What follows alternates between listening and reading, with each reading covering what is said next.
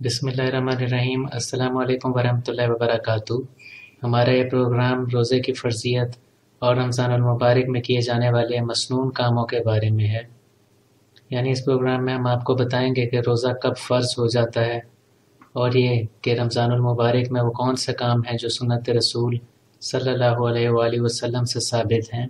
पहले हम ये जान लेते हैं कि वो कौन सी शराइत हैं कि जिन पर अगर कोई शख्स पूरा उतरता हो तो उस पर रोज़ा फ़र्ज़ हो जाता है। इसके लिए पहली शर्त मुसलमान होना ज़रूरी है। रमज़ानुल मुबारक मुसलमानों पर फ़र्ज़ है।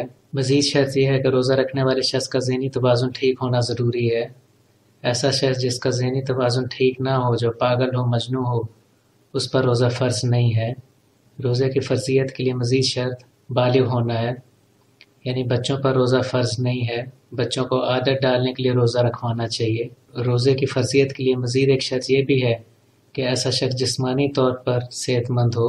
जो शख्स इंतहाई बीमार हो, इंतहाई ज़ईफ़ हो, उस पर रोज़ा फ़र्ज़ नहीं है। यानी मान लीजिए कि किसी शख्स को कोई इस तरह की बीमारी है कि रोज़ा रखना उसके बस की बात नहीं है, वो नहीं रख सकता, तो ऐसे में रोज़ा उस पर फ़र्ज़ नहीं होगा। इसी तरह से अगर कोई शख्स ज़ईफ़ इतना है, ख़्वाह मर्द हो या औरत, कि उसके बस की बात नहीं कि वो रोज़ा रख सके, तो भी उस पर रोज़ा फ़र्ज़ नहीं होगा। अब हम जान लेते हैं उन कामों के बारे में जो रमज़ानुल मुबारक के दौरान सुन्नत रसूल हज़रत मोहम्मद मुस्तफ़ा सल्लल्लाहु अलैहि वसल्लम से साबित हैं। रात के आखिरी हिस्से में सहरी खाना मसनून है। मज़ीद ये जब सूरज ग़ुरूब होने का वक्त करीब आ जाए, जब अफ्तार का वक्त आ जाए, तो जल्दी करनी चाहिए। जब अफ्तार का वक्त आ जाए तो जल्दी की जाए, रोज़ा खोलने में ताख़ीर नहीं करनी चाहिए। रमज़ानुल मुबारक के दौरान खैर के काम ज़्यादा से ज़्यादा किए जाएँ। अगर कोई शख्स आपसे बदअख़लाक़ी करता भी है तो आप जवाब में बदअख़लाक़ी ना करें।